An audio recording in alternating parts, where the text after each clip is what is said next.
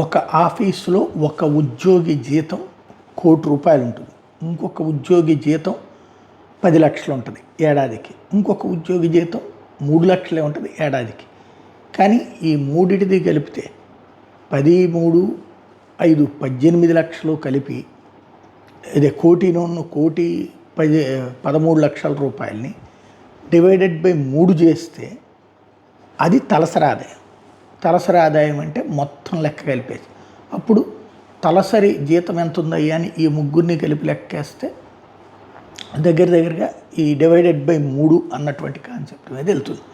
ఒకళ్ళకి 30,000 40,000 అన్నటువంటి 40 లక్షల అన్నటువంటి కౌంట్ వస్తుంది. ఇది పర్ క్యాపిట అంటారు. ఇప్పుడు గుజరాత్లో అపర కోటీశ్వర్లు ఉన్నారు, నార్మల్గా వాళ్ళ బ్రతుకాళ్ళు బ్రతుకుతున్న వాళ్ళు ఉన్నారు. ఈ రెండింటిని కలిపి చూసినప్పుడు సగటు తలసరి ఆదాయం 3 లక్షలకు చేరింది. గుజరాత్ పుట్టిన తర్వాత అత్యధికం తలసరి ఆదాయం అన్నటువంటి.